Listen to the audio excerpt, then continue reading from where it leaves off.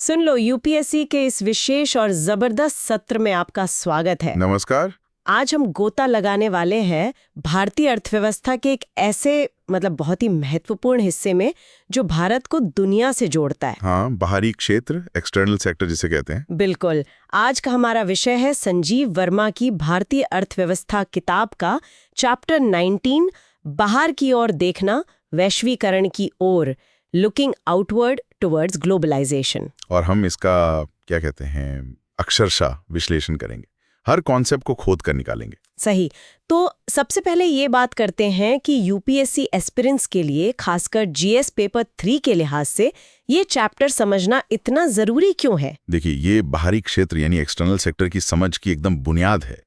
इसके बिना आगे बढ़ना मुश्किल है। मतलब कैसे? भारत दुनिया से व्यापार करता है, क्यों करता है? हाँ, और ये विदेशी मुद्रा का क्या खेल है, आजकल वैश्वीकरण के नए आयाम क्या हैं, ये सब जाने बिना अर्थव्यवस्था की पूरी तस्वीर वो समझना असंभव है। तो श्रोताओं को क्या मिलने वाला है आज?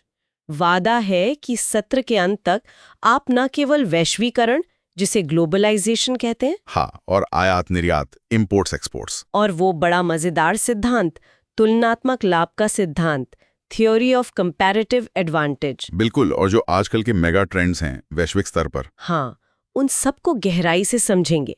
और सिर्फ समझेंगे नहीं, बल्कि यूपीएससी मेंस में सटीक उत्तर लिखने और इंटरव्यू में एकदम आत्मविश्वास से बात करने के लिए भी तैयार हो जाएंगे। कोशिश यही रहेगी कि एकदम बेसिक से समझाएं ताकि कोई भी समझ सके, मतलब फंडे क्लियर हों। चलिए तो शुरू करते हैं पहले सेक्शन से। सेक्शन 19.1, बाहर देखने की आवश्यकता, नीड टू लुक आउटवर्ड। तो बाहर देखना, इसका मतलब क्या है? कहीं दूरबीन लेकर देखना तो नहीं है? नहीं नहीं, दूरबीन नहीं।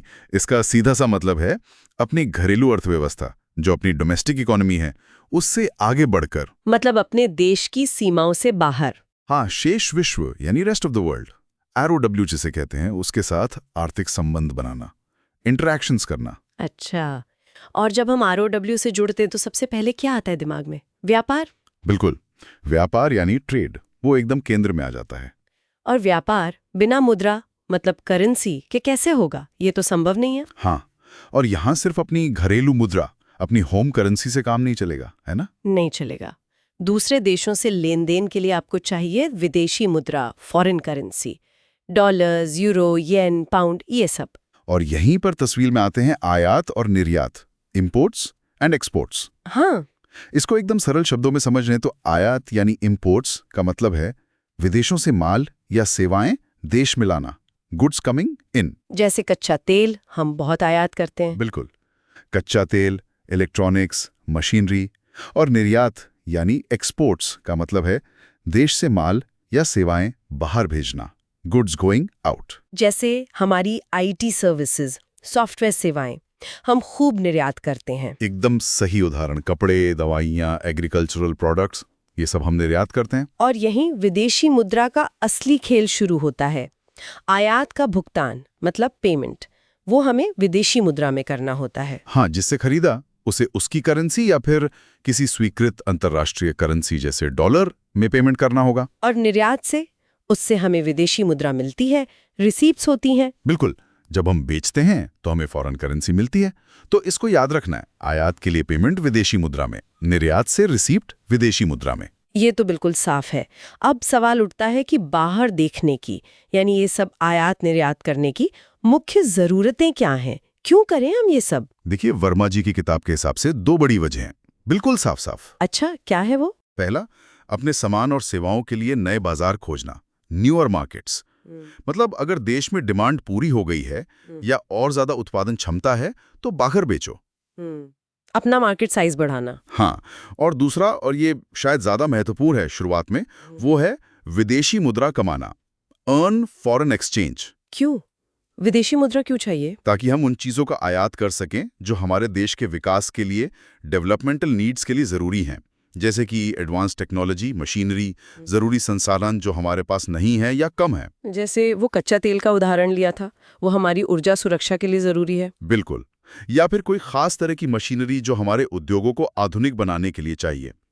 तो बिना विदेशी मुद्रा के वो आयात कैसे करेंगे? इसीलिए निर्यात जरूरी है। तो ये दोनों जरूरतें एक दूसरे से जुड़ी हुई है। निर्यात करो, विदेशी मुद्रा कमाओ और उससे जरूरी आयात करो। सही पकड़ा, ये एक साइकिल है। ठीक है, ये तो समझ आ गया कि बाहर देखना क्यों जरूरी है। अब आते हैं सेक्शन 19.2 पर, आयात और निर्यात की आवश्यकता, need for imports and exports. और यहीं पर वो सिद्धांत आता है, तुलनात्मक लाभ का सिद्धांत, थ्योरी ऑफ कंपैरेटिव एडवांटेज। लेकिन उस पर आने से पहले एक बुनियादी सवाल। पूछिए। दुनिया के सभी देश एक जैसे क्यों नहीं है? क्यों इतनी विविधता है? हाँ, ये तो है। हर देश के पास अलग अलग संसाधन है, रिसोर्स एंडाउमेंट्स जिसे कहते हैं। हाँ। किसी के पास खनिज ज्यादा है, किसी के पास उपजाऊ जमीन। सही। और सिर्फ संसाधन ही नहीं, विकास का स्तर अलग है, आय अलग है, भाषा, संस्कृति, टेक्नोलॉजी का लेवल, सब कुछ अलग है। बिल्कुल। कोई भी देश ऐसा नहीं है जिसके पास सब कुछ हो, और वो भी सबसे बेहतरीन। यही बात, हर देश में किसी न किसी चीज की सापेक्ष कमी होती है, रिलेटिव डेफिसिट, मतलब दूसरों के तुलना में कमी। ये कमी किस चीज की हो सकती है? किसी भी चीज की, संसाधन, लोग, ज्ञान, तकनीक, पूंजी, बाजार, कुछ भी। और ऊपर से जरूरतें भी तो बदलती रहती हैं। जैसे जैसे जनसंख्या बढ़ती है, पॉपुलेशन प्रेशर। हाँ, और लोगों की आय बढ़ती है, इंक्रीज्ड इनकम लेवल्स, तो उनकी मांगें, उनकी जरूरतें भी बदल जाती हैं। ज्यादा चाहिए, बेहतर चाहिए। ऐसे में देशों के लिए क्या जरूरी हो जाता है? जरूरी हो जाता है कि देश अपने सीमित, दुर्लभ संसाधनों का, मतलब स्कैर्स रिसोर्सेज का, सबसे कुशल तरीके से आवंटन और उपयोग करें। Optimal and efficient allocation and utilization. ये देखते हुए कि उनके पास क्या ज्यादा है और क्या कम है ना? बिल्कुल। यहीं पर आता है संसाधन बंदोबस्ती या रिसोर्स एंडाउमेंट्स का कॉन्सेप्ट। और इसमें मुख्य तौर पर दो तरह के संसाधन माने जाते हैं। कौन से दो? श्रम यानी लेबर, और पूंजी यानी कैपिटल। अच्छा, तो हर देश के पास ये दोनों होंगे? हाँ, दोनों होंगे, लेकिन यहां महत्वपूर्ण है सापेक्ष संसाधन बंदोबस्ती का कॉन्सेप्ट। रिलेटिव रिसोर्स एंडाउमेंट, मतलब तुलनात्मक रूप से किसके पास क्या ज्यादा है। अच्छा, मतलब एब्सोल्यूट नहीं, रिलेटिव। बिल्कुल, रिलेटिव रिसोर्स एंडाउमेंट। इसको फिर से बोलता हूं, रिलेटिव रिसोर्स एंडाउमेंट, यानी हर देश में श्रम भी होगा, पूंजी भी होगी, लेकिन किसी में श्रम ज्यादा होगा पूंजी की तुलना में, और किसी में पूंजी ज्यादा होगी श्रम की तुलना में।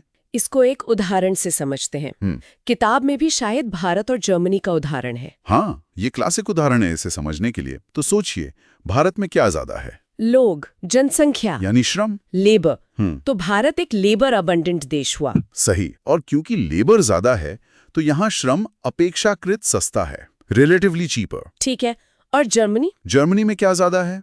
टेक्नोलॉजी, इंडस्ट्री, मशीनें, यानी पूंजी, कैपिटल। तो वो कैपिटल अबंडेंट देश है। और वहां पूंजी अपेक्षाकृत सस्ती होगी। हाँ, तुलनात्मक रूप से।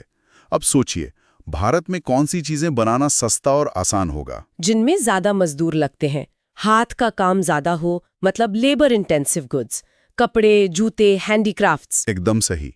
और जर्मनी में? वहां वो चीजें जिनमें ज्यादा मशीनें लगती हैं, टेक्नोलॉजी लगती है, पैसा लगता है, मतलब कैपिटल इंटेंसिव गुड्स, जैसे गाड़ियां, मशीनें, केमिकल्स। बिल्कुल। अब जरा सोचिए, अगर हम इसका उल्टा करें तो? मतलब भारत बनाए कारें और भारी मशीनें, और जर्मनी बनाए कपड़े और जूते।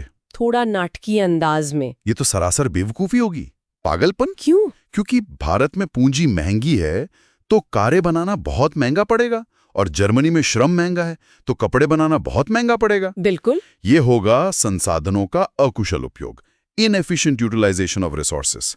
लागत बहुत ज्यादा आएगी, हायर कॉस्ट। और नतीजा? दोनों देशों का नुकसान, किसी को फायदा नहीं होगा। और यहीं पर, इसी लॉजिक पर आधारित है अर्थशास्त्र का एक बेहद महत्वपूर्ण सिद्धांत। आर्याव सिद्धांत, तुलनात्मक लाभ का सिद्धांत, थियरी ऑफ कंपैरेटिव एडवांटेज। हाँ जी, theory of comparative advantage. David Ricardo से जुड़ा है ये सिद्धांत। अच्छा, तो ये सिद्धांत कहता क्या है बिल्कुल सरल शब्दों में? ये कहता है कि एक देश को उन वस्तुओं का उत्पादन और निर्यात करना चाहिए जिनमें उसे तुलनात्मक लाभ है। तुलनात्मक लाभ मतलब जिन्हें वो दूसरे देशों की तुलना में अपेक्षाकृत कम अवसर लागत, अपॉर्चुनिटी कॉस्ट पर, या कहें सरल भाषा में, कम लागत पर बना सकता है। ठीक है। और उन वस्तुओं का आयात करना चाहिए जिनमें उसे तुलनात्मक नुकसान है, यानी जिन्हें बनाना उसके लिए अपेक्षाकृत महंगा पड़ता है। तो अगर हम भारत जर्मनी वाले उदाहरण पर इसे फिर से लगाएं? हाँ, तो भारत को तुलनात्मक लाभ किसमें है?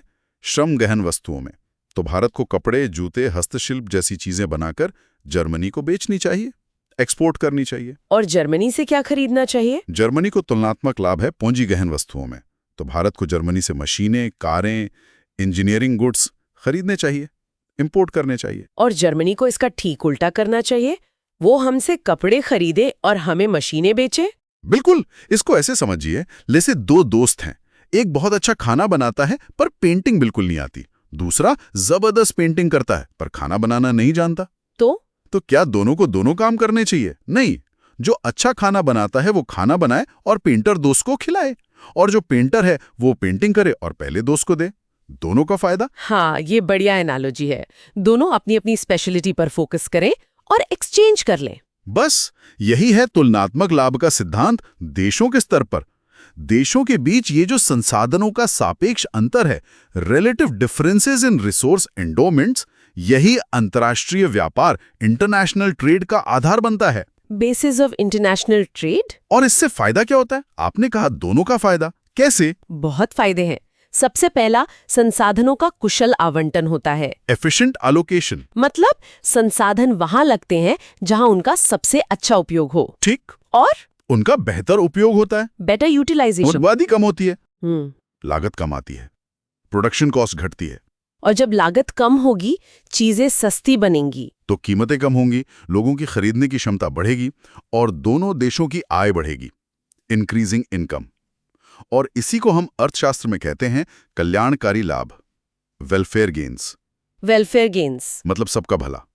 व्यापार से दोनों व्यापारिक साझेदारों का भला होता है। बिल्कुल, ये एक विन विन सिचुएशन है, प्रोवाइडेड कि व्यापार खुला हो और नियमों के अनुसार हो। ये तो हुई व्यापार करने की बात।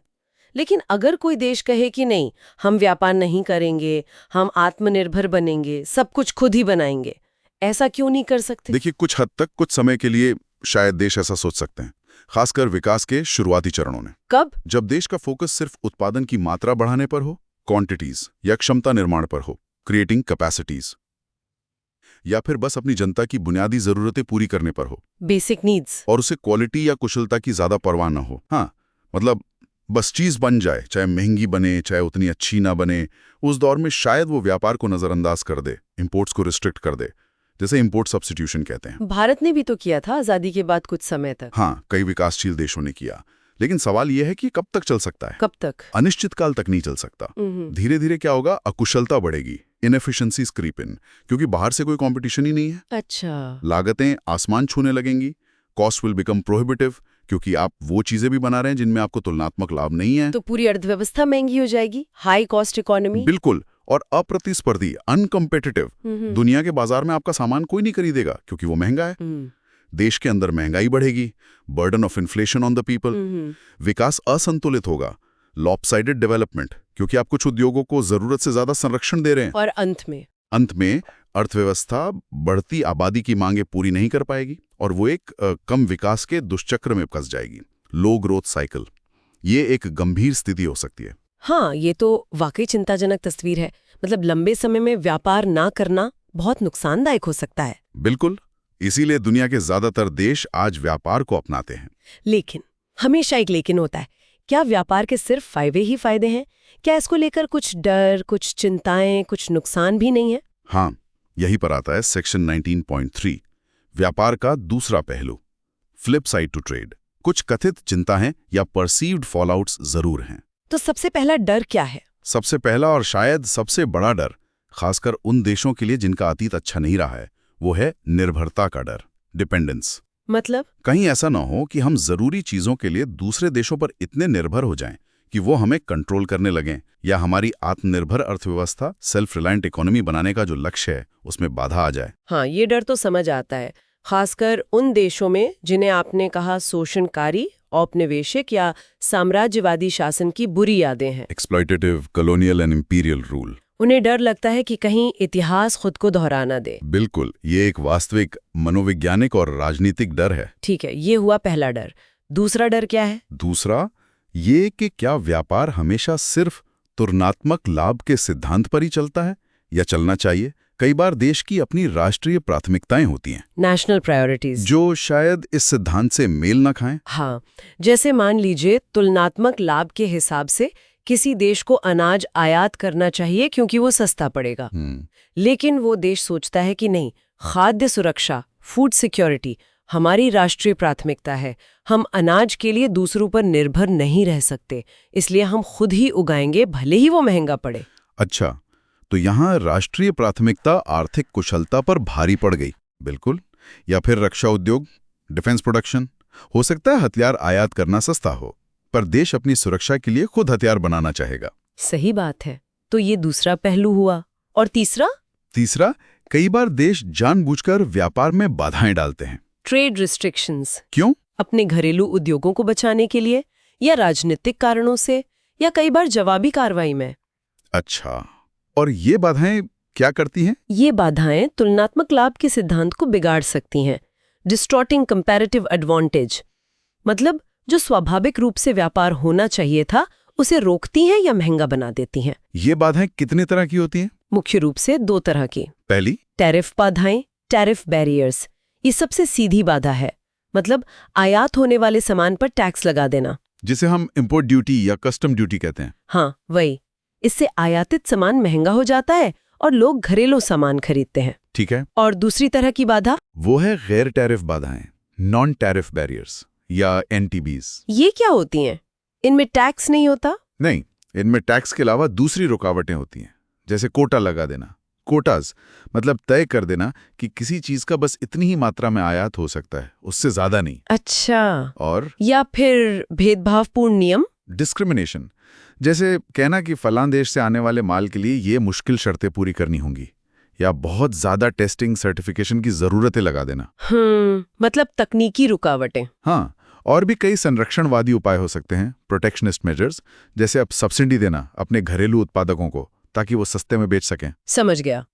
किताब में लिखा है कि इन बाधाओं और WTO यानी विश्व व्यापार संगठन पर बाद के चैप्टर्स में विस्तार से चर्चा होगी। हाँ, आगे चलकर ट्रेड पॉलिसी, WTO, FTAs पर विस्तार से बात होगी।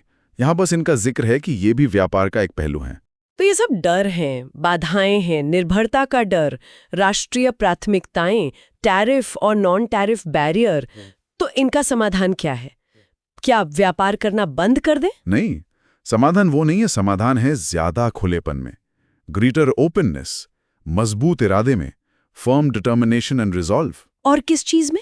और इस सोच को बदलने में कि व्यापार हानिकारक है, बल्कि ये समझना होगा कि व्यापार से अंततः लंबे समय में कल्याणकारी लाभ, वेलफेयर गेन्स ही होते हैं। हाँ, उसके दुष्प्रभावों को मैनेज करने की जरूरत है, लेकिन व्यापार को रोकने में नहीं। तो मतलब आज के युग में व्यापार अनिवार्य है, इनेविटेबल, इसे टाला नहीं जा सकता। बिल्कुल।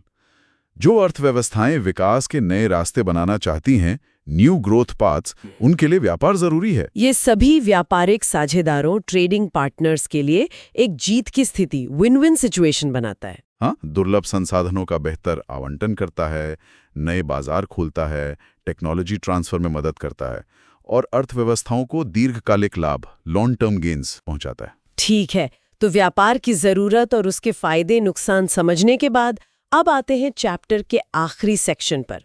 सेक्शन 19.4, नई वैश्वीकरण रिपोर्ट, 3 mega trends, new globalization report, 3 mega trends. हाँ, ये बहुत महत्वपूर्ण सेक्शन है क्योंकि ये आज की दुनिया की हकीकत बयान करता है। पहले तो ये बताएं कि वैश्वीकरण, ग्लोबलाइजेशन है क्या, संक्षेप में। देखिए, वैश्वीकरण मतलब दुनिया का आपस में ज्यादा जुड़ जाना, अर्थव्यवस्थाओं का, समाजों का, संस्कृतियों का एकीकरण, इंटीग्रेशन, चीजों, सेवाओं, पूंजी, लोगों और सूचनाओं का सीमाओं के पार आसानी से आना जाना। और इसने दुनिया को बदला है ना? बिल्कुल। इसने लोगों को, समुदायों को, देशों के विकास के प्रयासों को गहराई से प्रभावित किया है। दुनिया पहले से कहीं ज्यादा इंटरकनेक्टेड है, जुड़ी हुई है। और चर्चाओं में ये 3 मेगा ट्रेंड्स उभर कर आए हैं, 3 मेगा ट्रेंड्स। ऐसा माना जा रहा है कि ये हमारे आने वाले भविष्य को आकार देंगे, शेप आवर फ्यूचर। तो क्या है पहला मेगा ट्रेंड? पहला मेगा ट्रेंड जुड़ा है उत्पादन के तरीकों में बदलाव और श्रम बाजारों पर उसके प्रभाव से, shifts in production and labour markets. इसका क्या मतलब हुआ? कैसे बदल रहे हैं उत्पादन के तरीके? मतलब ऑटोमेशन बढ़ रहा है, सप्लाई चेन ग्लोबल हो गई हैं, गिग इकोनॉमी आ रही है, काम का स्वरूप बदल रहा है। और इसका श्रम बाजारों पर क्या असर हो रहा है? इसका एक बड़ा असर जो चिंताजनक है वो है बढ़ती आय असमानता, higher rates of income inequality. मतलब अमीर और गरीब के बीच की खाई बढ़ रही है। दुनिया के ज्यादातर देशों में ये ट्रेंड देखा जा रहा है कि जो टॉप पर हैं उनकी आय बहुत तेजी से बढ़ी है, जबकि नीचे वालों की या तो स्थिर है या बहुत धीमी गति से बढ़ी है। हाँ, ये तो बहुत बड़ी चुनौती है, सामाजिक अस्थिरता पैदा कर सकती है। बिल्कुल, ये वैश्वीकरण के लाभों के असमान वितरण से जुड़ा एक अहम मुद्दा है। ठीक है, ये हुआ पहला मेगा ट्रेंड। अब दूसरा मेगा ट्रेंड क्या है? दूसरा मेगा ट्रेंड संबंधित है नई तकनीकों के तेजी से विकास और उन्नति से। Fast moving development and advancement of new technologies. जैसे किन तकनीकों की बात हो रही है? Artificial intelligence, AI, machine learning, robotics, advanced manufacturing, 3D printing, biotechnology, digital infrastructure, ये सब। ये तो भविष्य की टेक्नोलॉजी है। इसमें क्या चुनौती है? ये तो अच्छी बात है। टेक्नोलॉजी अच्छी है, लेकिन चुनौती ये है कि इन नई तकनीकों तक सबकी पहुंच बराबर नहीं है। Access is not equal. अच्छा। तो जिन देशों या देशों के अंदर भी जिन समुदायों या लोगों के पास इन नई तकनीकों को अपनाने और इस्तेमाल करने के साधन और कौशल नहीं हैं, उनके पीछे छूट जाने का खतरा है। बिल्कुल, risk of being left behind. इसे हम डिजिटल डिवाइड भी कहते हैं। ये खाई और चौड़ी हो सकती है इन नई तकनीकों के कारण। भारत के लिए इसके क्या मायने हैं? हमें तो इसमें बहुत काम करना पड़ेगा। हाँ, भारत को अपनी आबादी को स्किल देना होगा, डिजिटल इंफ्रास्ट्रक्चर मजबूत करना होगा, इनोवेशन को बढ़ावा देना होगा, ताकि हम इस दौड़ में पीछे ना रहें। सही बात है। अब आते हैं तीसरे और शायद सबसे ज्यादा चर्चित मेगा ट्रेंड पर। हाँ, तीसरा मेगा ट्रेंड है जलवायु परिवर्तन, क्लाइमेट चेंज। ये वैश्वीकरण से कैसे जुड़ा है? देखिए, वैश्वीकरण से जुड़ी कई चीजें हैं जो पर्यावरण पर असर डाल रही हैं, जैसे बढ़ती आर्थिक गतिविधियां, इकोनॉमिक एक्टिविटी, ज्यादा उत्पादन, ज्यादा ट्रांसपोर्टेशन। हाँ, ग्लोबल सप्लाई चेन, मतलब सामान दुनिया भर में घूम रहा है, उसका कार्बन फुटप्रिंट होगा। बिल्कुल। फिर बदलती जीवन शैली, लाइफस्टाइल चेंजेस। वैश्वीकरण से कंज्यूमर कल्चर बढ़ा है, लोग ज्यादा उपभोग कर रहे हैं। और बढ़ता शहरीकरण, अर्बनाइजेशन, ये भी वैश्वीकरण का एक पहलू है। हाँ, ये सब मिलकर हमारे पर्यावरण पर, हमारे प्लानिट पर गहरा असर डाल रहे हैं और संभवतः जलवायु परिवर्तन में योगदान दे रहे हैं। Contribute to climate change. ये तो वाकई सबसे बड़ी चुनौती लगती है, क्योंकि ये पूरे ग्रह का सवाल है। हाँ, और इसकी तात्कालिकता भी बहुत ज्यादा है। Urgent action is needed. और दिलचस्प बात यह है कि ये तीनों मेगा ट्रेंड्स आपस में जुड़े हुए भी हैं। कैसे? जैसे नई टेक्नोलॉजी जलवायु परिवर्तन से लड़ने में मदद कर सकती है, लेकिन वो असमानता भी बढ़ा सकती है। उत्पादन के तरीके बदलने से उत्सर्जन कम हो सकता है, लेकिन उससे नौकरियां जा सकती हैं। तो इनको अलग अलग नहीं, बल्कि एक साथ देखना होगा। ये तो बहुत जटिल तस्वीर है। मतलब वैश्वीकरण एक सीधी साधी प्रक्रिया नहीं है, इसके कई आयाम और चुनौतियां हैं। बिल्कुल, और इन मेगा ट्रेंड्स को समझना भविष्य की नीतियां बनाने के लिए बहुत जरूरी है। चलिए, तो हमने चैप्टर 19 के चारों सेक्शंस विस्तार से समझ लिए। बाहर देखने की जरूरत, आयात निर्यात और तुलनात्मक लाभ का सिद्धांत, व्यापार का दूसरा पहलू और ये 3 नए मेगा ट्रेंड्स।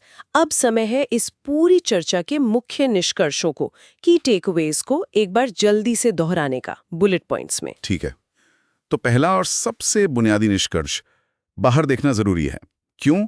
नए बाजार खोजने के लिए और विकास के लिए जरूरी आयात हेतु विदेशी मुद्रा कमाने के लिए। दूसरा, व्यापार क्यों होता है?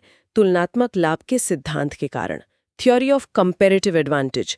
जो चीज आप अपेक्षाकृत सस्ते में बना सकते हैं उसे निर्यात करें, जो बनाना महंगा पड़ता है उसे आयात करें। तीसरा, व्यापार से फायदे क्या हैं? संसाधनों का बेहतर उपयोग होता है, लागत कम होती है, आय बढ़ती है, सबका कल्याण होता है, वेलफेयर गेन्स, ये विन विन है। चौथा, व्यापार न करने के नुकसान क्या है?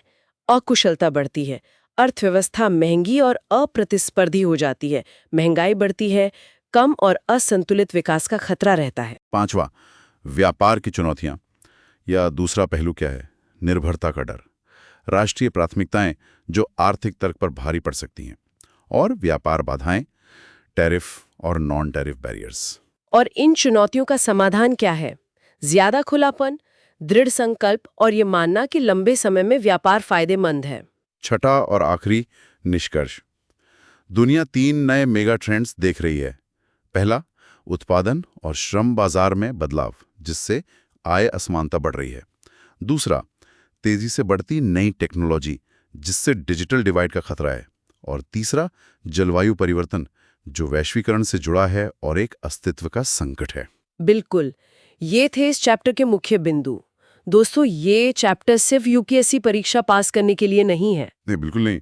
बल्कि ये समझने के लिए है कि आज की दुनिया चलती कैसे है, भारत कैसे वैश्विक अर्थव्यवस्था से जुड़ा है, उसकी चुनौतियां क्या हैं, अवसर क्या हैं, ये जानना एक जिम्मेदार नागरिक और भविष्य के प्रशासक के लिए बेहद जरूरी है। बिल्कुल, मैं तो कहूंगा कि इस चर्चा को एक बार और सुने।